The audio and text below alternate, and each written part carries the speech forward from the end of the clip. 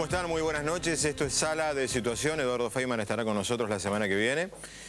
Lo presentamos directamente. Es una visita excluyente porque me parece que es el primer programa de televisión que ha ido en la semana. Y dijo una frase que ha sido motivo de análisis, de críticas, de elogios. Se transformó probablemente involuntariamente en el personaje de la semana y me refiero al ministro de Economía, Amado Boudou. ¿Cómo está, Boudou? ¿Cómo estás, Fabián? Bien. ¿Cómo es la frase? Porque nos la pregunta la gente a los periodistas. La frase que usted le dijo a González Soros sobre la inflación, ¿cómo es la frase completa? No, más que una frase fue un análisis que tiene que ver con la situación que está viviendo nuestro país. En nuestro país no hay ninguna instancia macroeconómica que pueda uno implicar inflación. En nuestro país llevamos 7 años consecutivos de superávit fiscal, el dólar tiene movimientos muy controlados y muy razonables, no tenemos problemas en la balanza de pagos, entonces no hay ninguna causa estructural para que haya inflación. Lo que estamos viendo es que hay un conjunto de precios muy importante que tiene que ver con la canasta básica de consumo, que está funcionando adecuadamente bien. Y hay algunos corrimientos en precios, sobre todo en servicios, que son de los grupos de consumo de más altos ingresos. Claramente, si hubiera un proceso inflacionario, impactaría en los sectores de más bajos recursos. Pero esto no es lo que estamos viendo. No hay un proceso inflacionario, no hay ninguna causa estructural para un proceso inflacionario.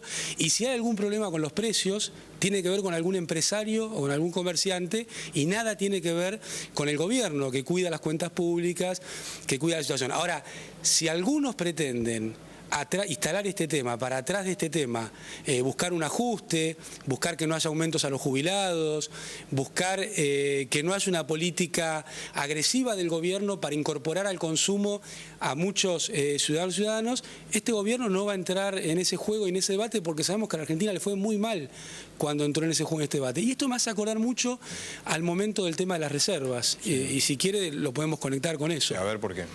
Porque en ese momento, el verano del 2010, este verano, la presidenta tomó una decisión trascendente que tenía que ver con usar las reservas excedentes del Banco Central para pagar los compromisos de deuda externa con organismos multilaterales y con tenedores privados, dando mucha certidumbre y mucha certeza en este año.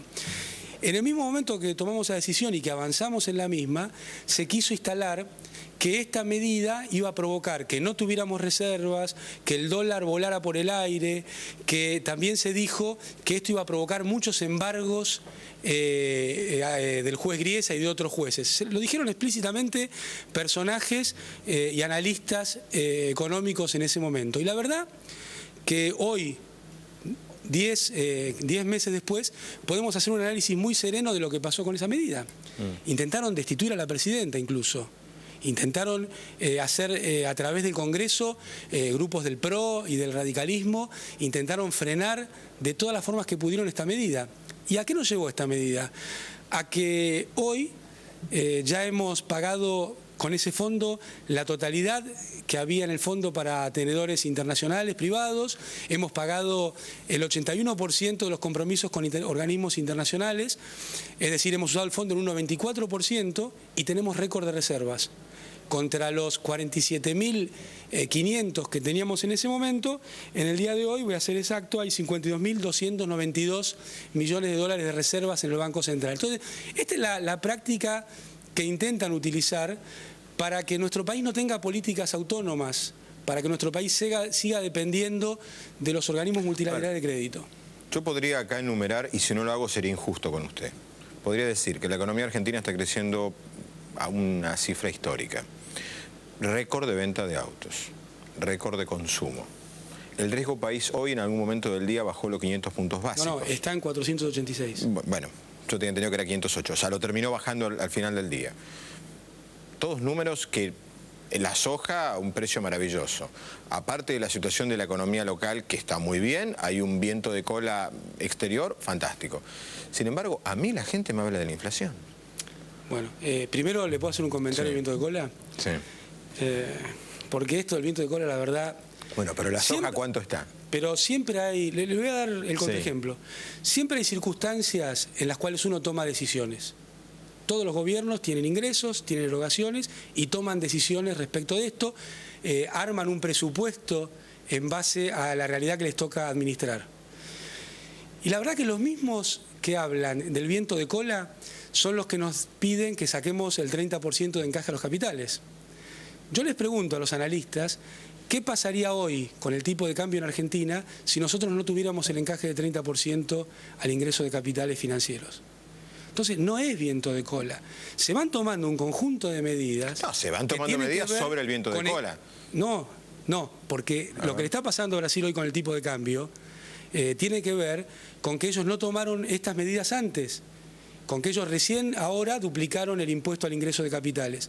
Y entonces hoy el real volvió a cerrar a 1,67, quiere decir que se ha reapreciado más de un 1,5% y el real, y esto es un problema para la competitividad de la economía brasilera, que ellos están tomando medidas importantes para acometer este problema. Nosotros ya las veníamos tomando. Entonces lo que yo digo, siempre uno puede buscar alguna situación. Pero no la verdad mal, es que digo, nosotros... pero a ver, cuando De la Rúa era presidente, esto es para historia contrafáctica, estudio para una universidad, la soja no estaba a 4,85. O sea que a De la Rúa lo volteó la soja por usted. No lo ayudó.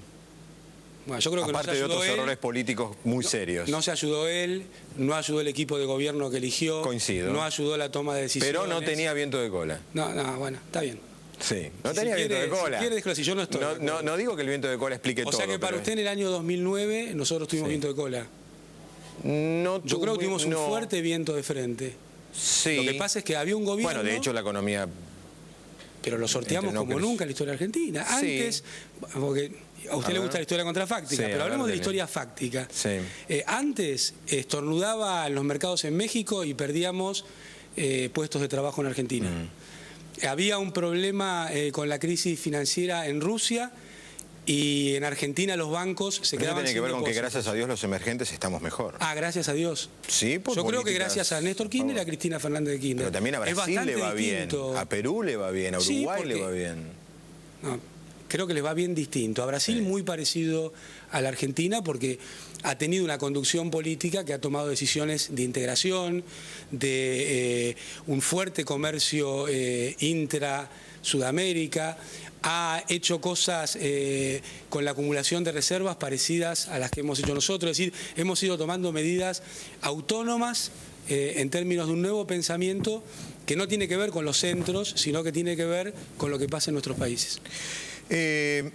Macri habló, ¿escuchó lo que dijo Macri de su frase de la inflación? No. ¿Quiere compartirlo? Dale. Esto decía Macri. Me preguntó qué opinaba, si estaba de acuerdo con lo que decía Vudú. Yo le dije, la verdad que aspirará a un premio Nobel, a una nueva teoría en la economía mundial, porque es como que ya es obvio que ya nadie discute que al que más afecta la inflación es al que menos tiene, porque es el que menos entiende cómo protegerse. Generalmente la inflación arranca primero por los alimentos. Por supuesto, insisto, vuelve a perjudicar a aquel que menos le sobra. Así que me pareció medio disparatado lo que había dicho Vudú.